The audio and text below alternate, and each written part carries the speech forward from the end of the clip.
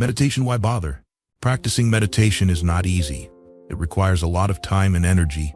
It also demands endurance, determination, and a disciplined spirit. This process necessitates actively confronting one's personal character. These are precisely the things we usually dislike doing and tend to avoid as much as possible. This situation, according to Americans, is called judgment or creativity. Meditation requires creativity. This gives it a more positive position when compared to sitting back and watching television to pass the time. So why bother? Why spend so much time and energy when you could simply enjoy yourself? Why bother?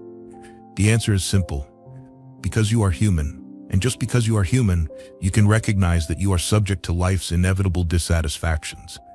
You can ignore or suppress it from your awareness for a while. You can distract yourself for a few hours, but it will return to you, often when you least expect it. Suddenly, seemingly out of nowhere, you sit up, present, and realize the true nature of your situation in life. There you are, suddenly realizing that you have been wasting your life struggling just to survive the whirlwind of life. You exert yourself in every possible way to make everything seem fine on the outside. Then, in an emergency, right then and there, you see that everything has always been eroding inside you, but you have been trying to hide it from yourself. In truth, your life is not neat at all, and you know it, but you have covered it up skillfully. In fact, you also know that beneath all these unresolved issues, there must be another way to live, a better way to look at life, a way to feel life more fully. Sometimes you achieve this. You get a good job, fall in love, win a game, and for a moment things seem different. Life is abundant and clear, momentarily masking the sadness and monotony. The structure of your experience changes constantly, and you tell yourself, all right, it's over and now I'll be happy. But that feeling of fulfillment fades away like smoke in the wind. What remains with you is only a memory. Those memories and a vague sense that something isn't right. But there is indeed another realm, deeper and more sensitive, that always exists in life. For some reason, you can't see it. Your feelings are always limited. The smoothness of sensory emotions always separates the sweet flavors from the experience you're having. So you can't really feel life. You lose it time and again. And then, even the vague awareness that remains fades away and you must return to your old shell. Life seems to be reserved for bad actions, sometimes making us feel utterly bored and disheartened. It's crazy, and you've spent who knows how much time drowning in the depths, always yearning to climb higher. So what is going wrong here? Are you eccentric? No. You're just human, and you are suffering from the same human condition that everyone else must bear. It's like having a monster inside each of us, with many arms, chronic stress, a lack of genuine compassion for others, even those closest to us, a constant feeling of being stuck and numbness. So many arms. None of us completely escape its grip. We can deny this monster, or always try to suppress it. We set up an entire education system to avoid it, pretending it's not there, and distract ourselves by not thinking about it. Instead, we focus on goals, plans, and statuses we aim to achieve. But that monster never goes away. It's an unending undercurrent in every thought and awareness. A silent voice in the head always saying, not good enough, need more, must have more. It's a monster. It manifests everywhere, in every subtle form. Attend a party, hear the laughter. The loud voices that speak of outward joy still can't hide the fear underlying the concerned expressions. We can sense the tension and heavy pressure. No one is truly relaxed. Everyone pretends that nothing is wrong. They go to a ball game, cheer the players from the stands, witness irrational outbursts of anger. They witness or participate in uncontrollable outbursts of frustration, simmering beneath those who pretend to be enthusiastic under the guise of excitement or high team spirit. Shouting, protesting, and indulging in selfishness in the name of loyalty to their organization. Fans become intoxicated, fighting with one another. These people are desperately trying to ease the tension within their own minds. They are people who do not have peace in their souls. They watch the news on screen to pass the time, listen to the most popular songs to follow the trend. You always hear the same old tunes being repeated many times, through various chords: jealousy, suffering, dissatisfaction, and tension. Life seems like an endless battle, an enormous effort to fight against abnormal events that always leave us perplexed. And what is our solution to these unsatisfactory things? We are trapped in an incurable disease, the disease of if only. If only I had more money, I would be happy. If only I could find someone who truly loves me. If only I could lose 20 pounds. If only I had a color TV, a hot tub, wavy hair, and... So where do all these trivial ideas come from? And more importantly, how do we deal with them? They arise from the conditioned, limited notions within our own minds. They lie deep down, hidden, and penetrate into habits and customs. And the extremely challenging issue is that we have not stopped reinforcing them little by little in the past. If we want to unravel it, we must use the same method and direction, unraveling it bit by bit. Adjust your focus, remove it piece by piece, and bring it into the light. We can create unconscious awareness, slowly, one thought at a time. The essence of experience is always changing. The very nature of change is continuous, unceasing. Every moment of life passes, and no moment is identical to any other. Continuous change is also the essence of the perceptual world. A thought arises in your mind, and within half a second, it vanishes. Then another thought arises and also fades away. A sound hits your ear and then stops. You open your eyes and the whole atmosphere floods in. You blink and everything disappears. People come into your life and they leave you. Friends go away, loved ones pass on. Fortune rises and falls. Sometimes you gain, but more often you lose. The flow of life always happens. Change. No two moments are alike, no matter how short. There's nothing wrong with this. It is the inherent nature of the world. But habits have conditioned us to respond inappropriately to this unceasing process. We categorize experiences. We try to cling to and grasp each perception, each psychological change in this flow. We categorize it into one of three mental frameworks: good, bad, and neutral. Then, depending on which category it falls into, we have a corresponding reaction based on our habitual psychological state. If a perception is deemed good, we try to stop time. We cling to that thought, cherish it, hold on to it, trying to keep it as long as possible, not letting it slip away. When those actions do not bring results, we put all our energy into recreating the experience that caused that feeling. Let's call that psychological habit attachment. On the opposite side of the mind is what has been labeled as bad. When we feel something is bad, we try to push it away. We deny it, reject it, get rid of it by any means we can do or think of. People often fight with their own feelings. We avoid every little part of ourselves. Let's call that psychological habit resistance. In between the two states of attachment and resistance is the state of indifference. Here we have a type of neutral experience, neither good nor bad. This is a state that we consider bland, uninteresting, or boring. Such experiences are set aside so that we can forget them and turn to the more exciting things we call the endless cycle of birth and death, of desire and aversion. This type of experience has almost completely occupied our thinking. Let's call this psychological state distraction. The direct result of all this ignorant behavior is an endless rut, leading us into a situation with no way out, constantly seeking pleasure, endlessly fleeing from pain, continuously distracted from more than 90% of our experiences. Then we wonder why life is so dull. After all, the thinking system we are using does not produce good results. No matter how hard you try to seek happiness and success, there will still be times when you will fail. No matter how fast you run, pain will catch up with you as usual. And during that chase and escape, life becomes so boring that you can become frustrated to the point of screaming out loud. Our minds are full of concepts and judgments. We have built walls around ourselves as a prison of life with our own likes and dislikes. As a result, we suffer. Suffering is a big word in Buddhist thought. It is an important term that needs to be understood clearly. In Sanskrit, suffering does not merely mean physical pain.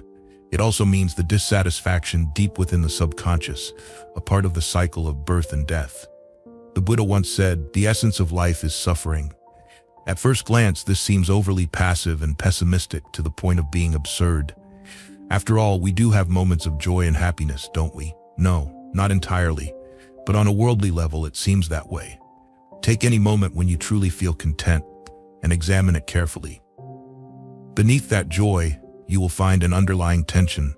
No matter how wonderful that moment is, it must eventually end. No matter how much you have, it will largely disintegrate and then completely disappear at the end of the day, even if you preserve it or plan to have more. In the end, you will die and you will lose everything. Everything exists only temporarily. Does this sound too depressing? Fortunately, it doesn't necessarily have to be this way. It seems dismal when you look at it from the perspective of conceptual thinking, at the level of the worldly cycle. Beneath it lies an entirely different worldview, a different way of seeing and thinking about the whole. This is the level of activity where the mind does not want to keep time standing still, where we are not entangled in our experience while it is happening, and do not try to prevent and chase away anything. It is the level of experience that transcends both extremes, good and bad, pleasant and painful. This is a tolerant way of perceiving the world, and it is a skill to be learned. Although it is not easy to achieve, it is possible to cultivate. Happiness and peace. These are the fundamental issues for human existence. It is also all we have been searching for. Usually, this is difficult to see because we always want to hide these basic desires behind external goals. People want food, wealth, sex, possessions, and respect from others. We even tell ourselves that the concept of happiness is too abstract. Look, I am very practical. As long as I have enough money, I can buy all the happiness I need. Unfortunately, this mindset doesn't work at all. Examine these goals and you will see how short-sighted they really are. You want food? Why? Because I'm hungry. And what if you're hungry? If I eat, I will no longer be hungry and I will feel comfortable. Aha, feeling comfortable. This is the main point. What we are truly searching for is not the external goals, but something else entirely. What we are really pursuing is the feeling of relaxation, the driving force behind the sensation of satisfaction. Relaxation, letting go, is simply the end point of tension. Peace and happiness are states where there is no more craving. So what is this happiness?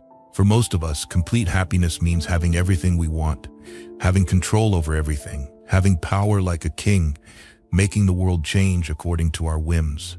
Once again, these things are not an effective solution. Looking back at human history, those who held such ultimate power were not happy people. Life shows us that they were not at peace within themselves. Why is that? Because they believed they had absolute power to dominate the entire world, but clearly they did not. They wanted everyone to submit to them, but there will always be people in the world who do not like to submit to others. They could not control the stars. They still got sick and had to die. You can't have everything you want. That is something that simply can't happen. Fortunately, there is another option. You can learn how to control your mind, to detach yourself from the vicious cycle of greed and delusion. You can learn how not to crave what you want, how to recognize greed and not let it control you anymore. This doesn't mean you lie down on the path and invite everyone to trample over you. It means that you continue to live a normal life, but with a new and different perspective. You still do what a human being needs to do, but without being obsessed or driven by your own greed. You may still want something, but you don't need to chase after it. You may still fear something, but you don't have to stand there and endure it. These psychological attitudes are very difficult to achieve. It takes a lot of training to reach them. But wanting to control the entire world is impossible. Difficult is doable compared to impossible, isn't it? Please hold on a minute.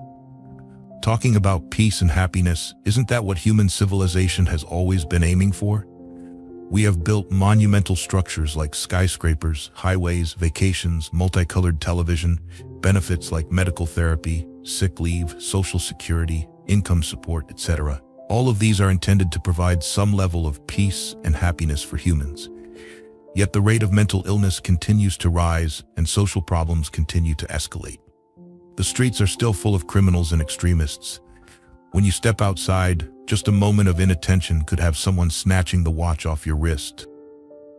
There's always something wrong lurking. A person who is truly happy does not have the motive to kill others. We like to think that this society is utilizing all human potential to achieve peace and happiness.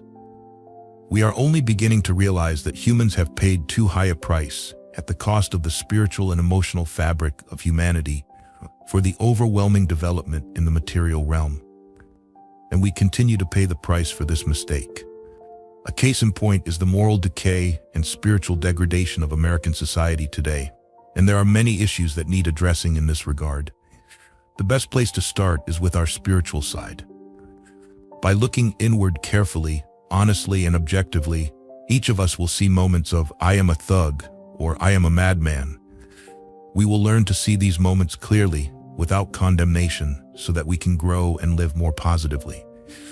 You cannot make a fundamental change to your habitual way of living until you start to see yourself clearly as who you are. Once you achieve this, change will happen naturally. You don't need to force yourself or fight against or adhere to the rules of some authority controlling you. The change happens automatically. That's all. It's very natural. But getting to the point of direct intuitive experience for the first time is a very challenging task. You must see who you are and how you are, without any illusion, judgment, or resistance. You must see your real position and function in the social mechanism at this present moment. See your profession and duties towards those around you, and above all, your responsibility to yourself as an individual coexisting with other individuals. So, you must see everything clearly and as a whole, a simple structure full of internal relationships. It sounds very complicated, but it often happens in a moment. This spiritual attitude, to recognize these things, is not in conflict with meditation in the process of helping you achieve understanding or tranquility. In the Buddhist scriptures, which have been passed down for thousands of years, it is recorded, "What we are today is the result of what we have done in the past. What we will be tomorrow is the result of what we are doing today. The consequence of an unwholesome mind will follow you like a cart follows the ox that pulls it. The consequence of a wholesome mind will follow you like a shadow follows a figure. No one can do more for you than your own wholesome mind. Not your parents, relatives, friends, or anyone else. A well-trained mind will bring happiness." Meditation is used to purify the mind. It cleans the thought process of what are called uncomfortable mental states, such as greed, hatred, and jealousy, which block human feelings. Meditation brings the mind to a state of calmness and awareness, a state of meditation and wisdom. In today's society, people deeply believe in education. Everyone believes that education creates cultured individuals. However, civilization also polishes people in a very superficial way. Consider this. Isn't it the highly educated leaders who have created wars and economic collapse under noble banners, reforms, and law enforcement? There is a vast difference in the ways of observing the law. On the one hand, because a person realizes through knowledge and imagery the consequences of punishment, they fear the outcome if they do not follow the law. On the other hand, it's because that person has purified themselves not to be contaminated by greed. It is greed that drives a person to act out of theft, jealousy, or killing. Throw a stone into the water ripples, but the inside of the stone does not change. If you throw that stone into a smelting furnace, the whole stone changes from the inside out. It melts. Civilization changes people on the outside, while meditation softens people from the inside, through and through. Meditation is also called the Great Teacher. It is a flame used to purify metals, slowly but effectively. The deeper your understanding, the more flexibility and endurance you will have. The deeper your understanding, the more widespread your compassion as a meditator becomes. You become a more perfect parent, an ideal teacher, ready to forgive and be tolerant towards others. You feel more love and sympathy for others. Because you have understood yourself, you also understand others. When you have looked deeply inside and seen your self-delusion and weaknesses, you will find the inherent humanity and then learn how to truly forgive and love. When you have learned to be compassionate towards yourself, compassion towards others naturally arises. A perfect meditator has attained deep understanding of life and lives in the world with vast, boundless compassion. Meditation is also like cultivating a new piece of land. To turn a wild forest into a cultivated field, you first have to clear all the trees and remove all the roots. Then you till the soil, fertilize, sow seeds, and care for the crops. To cultivate the mind, you first have to clear away all the irritations and frustrations on your path. Uproot everything so that it no longer sprouts. Fertilizing means you put energy and discipline into the soil of the mind. Next, you sow the seeds and care for the crops with faith, morality, mindfulness, and wisdom. Note especially that faith and morality have different meanings in this context. Buddhism does not endorse faith in the metaphorical sense of believing in a deity recorded in scriptures or attributed by prophets or transmitted to you through some authority. Here, it simply means confidence in your own inherent abilities, recognizing something as real because you have seen it when examining many aspects of your mind. Similarly, morality is not about adherence to external rituals or imposed behavioral standards. The goal of meditation is personal transformation. The self entering the experience of tranquility at one end is not the same self that emerges at the other end. Your qualities have been altered through the process of heightened sensitivity because you have developed and elevated your awareness of your thoughts, speech, and actions. Your arrogance will evaporate and hostility will burn away. The mind becomes more settled and tranquil, and your life will be calmer than before. Therefore, proper meditation practice will better equip the meditator to face the ups and downs of life. It helps reduce stress, fear, and anxiety. Insecurity decreases and suffering lightens. Everything starts to fall into place, and your life flows instead of struggling. All of this occurs because of the right understanding according to the Dharma. Meditation enhances your ability to concentrate and think. Gradually, the functioning and structure of the subconscious become increasingly clear to you. Intuition gradually grows, the quality of your thinking increases, and gradually you gain intuitive wisdom about conditioned phenomena, recognizing them as they are without judgment or discrimination. So, isn't this reason enough to bother? Indeed. These are just theoretical promises. Therefore, the only way to prove meditation is worth the effort is to learn the right method and then practice it. Judge for yourself. Meditation is just a word. You've heard this word before, or else you wouldn't have picked up this book to read. The process of thought is interconnected, and countless ideologies, philosophical schools, and religions have used the word meditation. Some of these concepts are somewhat accurate, while others have nothing to do with meditation at all. Some methods of other religions bear no relation or similarity to the practice of insight meditation. Before going further, we need to clarify a few issues in this area so that those new to meditation can understand without obstacles or confusion. Let's start with the most obvious points. We will not teach you to examine what's inside your stomach or chant any obscure mantras. You also won't need to subdue demons or harness any invisible energies. There will be no colored badges awarded to showcase your accomplishments, and meditators do not need to shave their heads or wear turbans. You don't need to give away everything you own and move into a monastery. In fact, unless your life is truly immoral and chaotic, you can start right now and make some progress immediately. Sounds convincing, doesn't it? There are many books written on the topic of meditation. Most of these books are written from the perspective of a particular religion or philosophical school. And many authors do not bother to clearly state their point of view while writing. They present meditation as general rules, but in reality, the writer is trying to promote a practice specific to their religious system. The result is confusion. Worse yet, the entire complex ideology and interpretation become disconnected. Now it all becomes a huge mess of conflicting ideas, compounded by scattered materials everywhere. We are applying only the method of insight meditation or vipassana. We will explain to you how to observe the workings of your mind in various states, whether calm or relaxed, so you can penetrate into the functioning of the true inner reality. There are some common misconceptions about meditation. These misconceptions appear time and again among new meditators, with the same questions continuing to arise.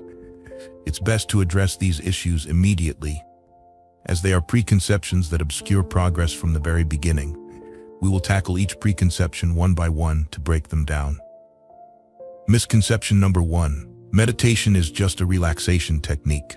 The problem here is the phrase, just a. Relaxation is a part of meditation, but insight meditation aims at a higher goal. Even so, the above statement is very accurate for the meditation practices of other religions. All meditation methods that emphasize concentration involve focusing the mind on an object or a field of thought. When this is done steadily and proficiently, the practitioner reaches a state of deep relaxation and calmness called samadhi. It is an extremely peaceful state with a high level of happiness. This state of happiness is at a high level, far surpassing the pleasurable experiences within the range of consciousness. Most of these practices stop here. This is the ultimate goal of this practice, and once achieved, you continue to re-establish this experience repeatedly for the rest of your life. Insight meditation is not like that. It has a different goal: awareness. Concentration and relaxation are necessary elements to develop awareness. They are precursors, useful means, a type of beneficial byproduct, but they are not the ultimate goal. The ultimate goal of insight meditation is experiential realization. Vipassana is a profound practice aimed at purifying and transforming the life of the meditator. Misconception number 2. Meditation means entering a trance-like state. Once again, this statement only holds true for some other practices, not for Vipassana. Insight does not create any form of hypnosis. It is not about trying to empty your mind to fall into unconsciousness or turning yourself into an inert, unfeeling being. If anything, the opposite is true for insight meditation. The meditator becomes more attuned to their emotional changes. You will learn to know yourself with more precision and clarity. During the practice of this method, certain states may occur that feel like drowsiness for the meditator, but in reality that is not the case. In moments of sleepiness, the object of meditation is often lost and the mind wanders. Whereas in high concentration, the meditator is highly alert. On the surface, the two situations may appear similar, but inside they are entirely different. And these phenomena are not the focal point of Vipassana. As we have mentioned, the deep concentration of samadhi is merely a tool or a rung on the ladder toward wisdom. Vipassana is defined as the cultivation of mindfulness or awareness. If you find yourself drifting into unconsciousness during practice, then you are not meditating. That's according to the definition of the term used in Vipassana. It's as simple as that. Misconception number 3. Meditation is a mystical practice that cannot be understood. This is only partly true. Meditation deals with the consciousness deep within the mind. Therefore, language cannot fully express what is within this realm. However, this does not mean that we can never fully understand it. There are many ways to understand an issue more deeply than language. We understand how to walk, stand. You might not be able to sequentially describe the exact sensations and muscle contractions involved in walking, but you can still do it well. Meditation needs to be understood in the same practical way, by practicing it.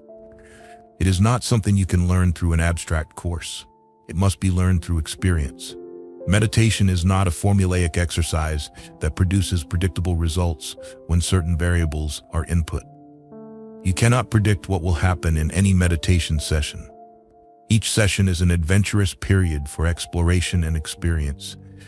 In fact, this is true when you achieve the ability to judge and relate to your practice, from which you can use it as a guide.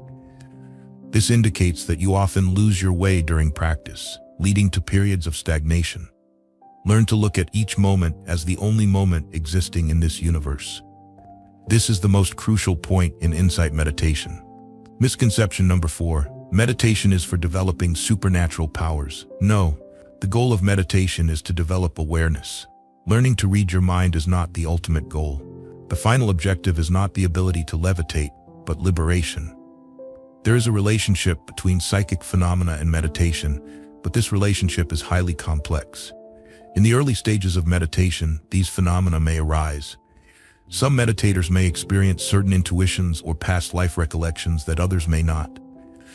In such cases, we cannot regard these as spiritual progress or psychic abilities. These phenomena should not be given undue importance. In fact, they are detrimental to novice practitioners because they are so enticing. These are traps that can lure practitioners off course. The best advice for meditators is not to cling to these phenomena. If they arise, just note each one, that's it.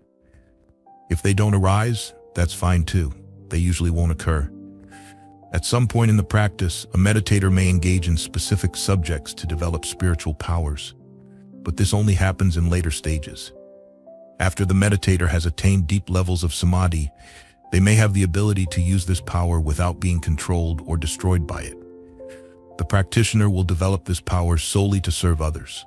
This stage only happens after many years of practice, so don't worry too much about it. Just focus on developing awareness. If voices and images arise, simply note them and let them disintegrate on their own without clinging to or pursuing them. Misconception number 5. Meditation is dangerous and cautious people should avoid it. Anything can have potential dangers. Crossing a street, you could get hit by a bus. While bathing, you could slip and hurt your neck. In meditation, you may unearth many negative thoughts from the past. Events repressed and buried deep within the mind for a long time may surface, which can be frightening or beneficial. No activity is entirely free of danger, but that doesn't mean we should wrap ourselves in a safe cocoon. That's not living, that's waiting to die. The best way to face danger is to know something about it, how much, where, and how to handle it when it arises. That is also one of the purposes of this book. Vipassana is about cultivating awareness.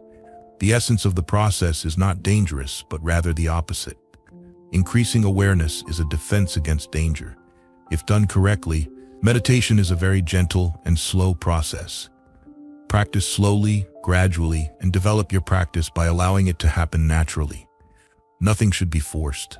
Later, under the guidance and supervision of a good teacher, you can move faster to go through deep meditation courses. At the beginning, just take it easy, practice calmly, and everything will fall into place. Misconception number 6. Meditation is only for monks, not for lay people. You will find this mindset very common in Asia, where monks and religious practitioners are highly respected by society.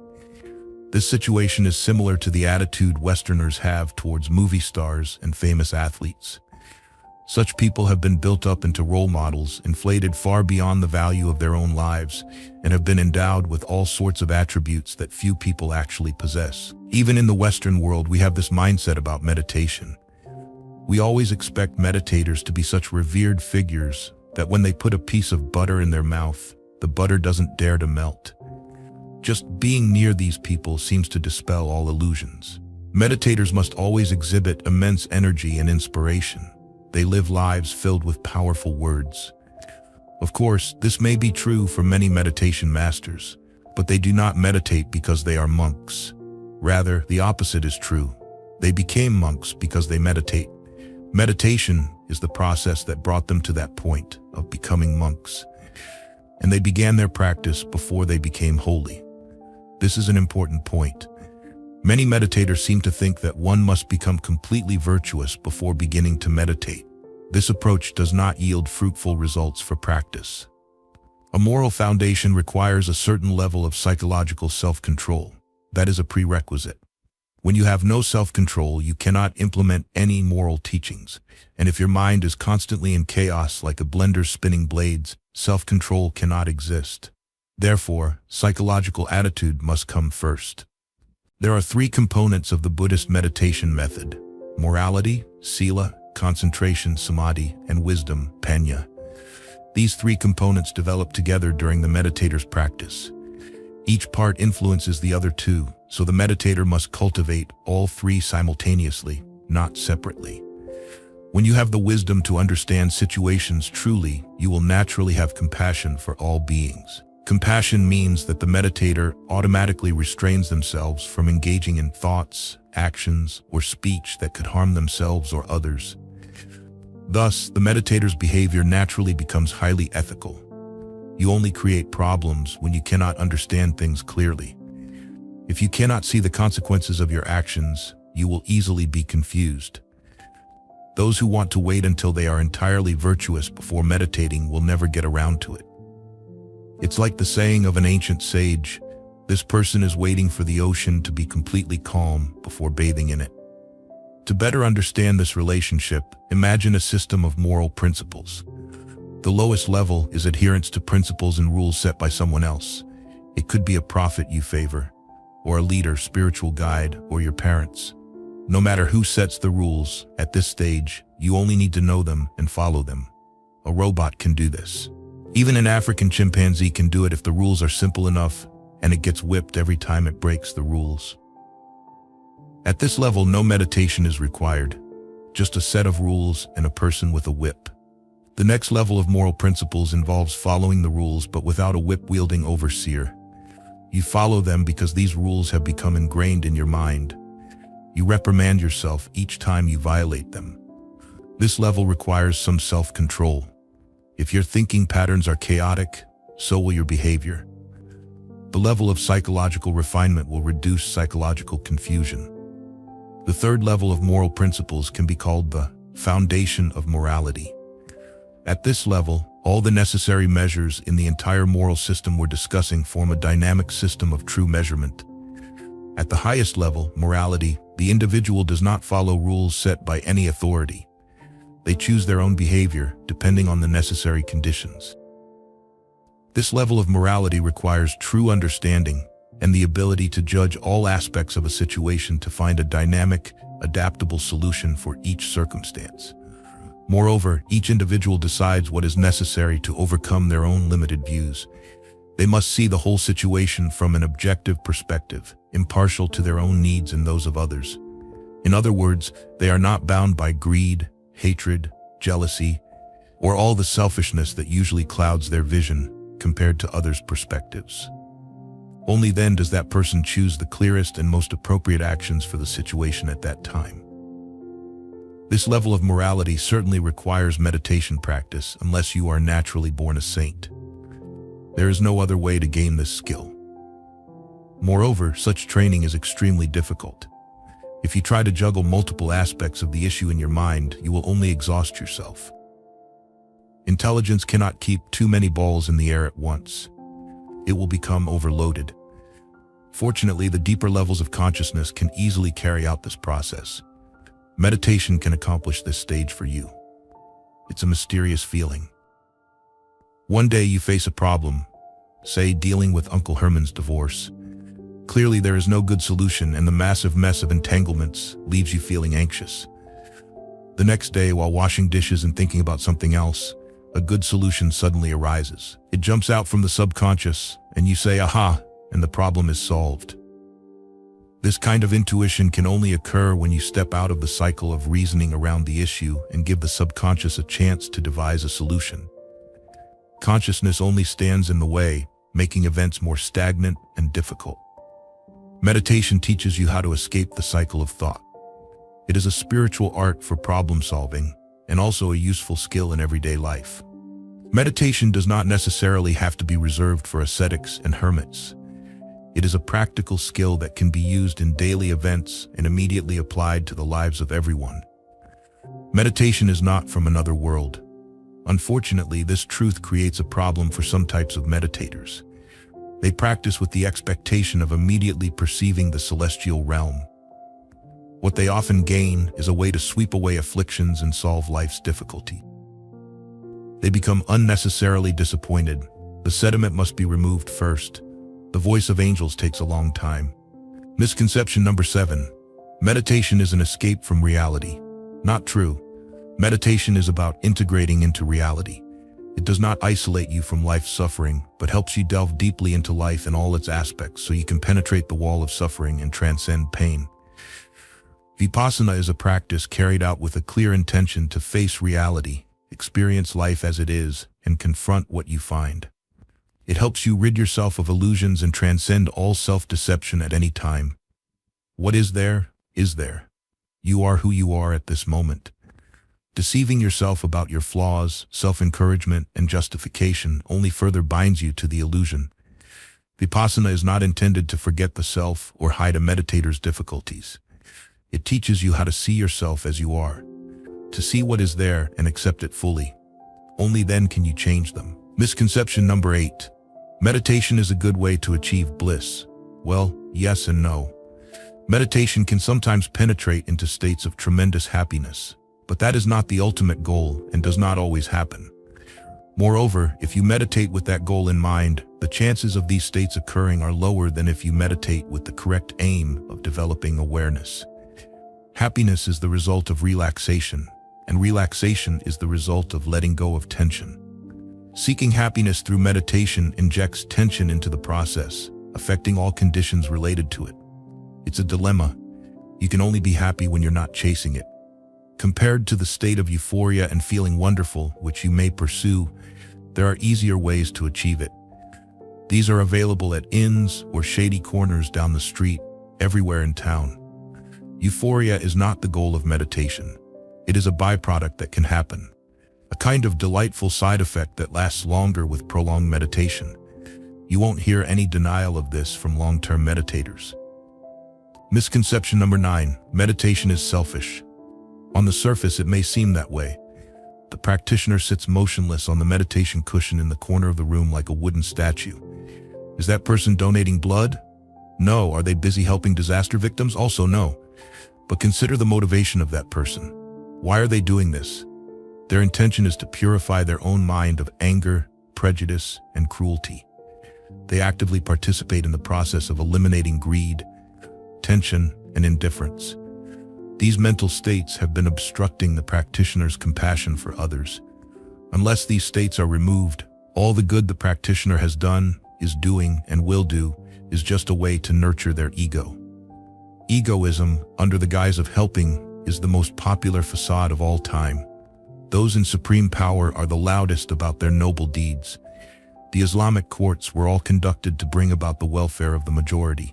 Examining the personal lives of genuine meditators, you will see that they often engage in charitable activities.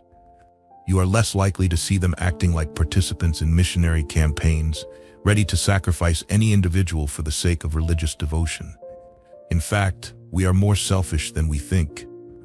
The self has a way of turning noble deeds into filthy actions if we give it a chance. Through meditation practice, we become more aware of ourselves, recognizing every hidden aspect of how we manifest our selfishness. Then we genuinely begin to become selfless.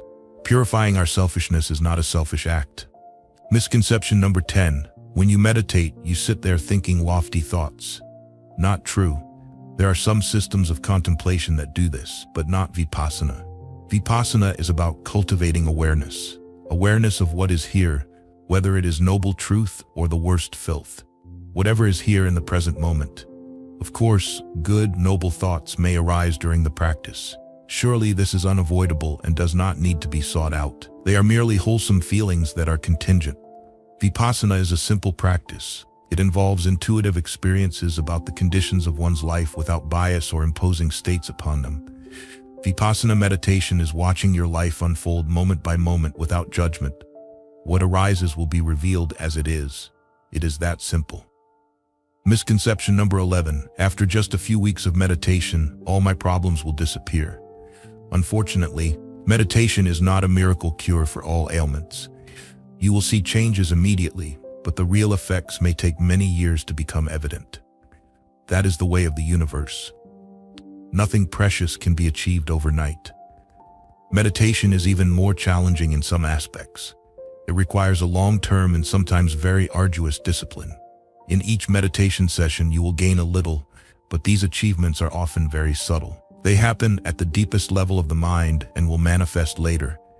If you persist in meditating in search of quick changes, you will miss the chance to see these small transformations. You will become discouraged, give up, and conclude that these changes will never happen. Patience is key. Patience. If you learn nothing else from meditation, you will learn patience. And that is the most precious lesson of all.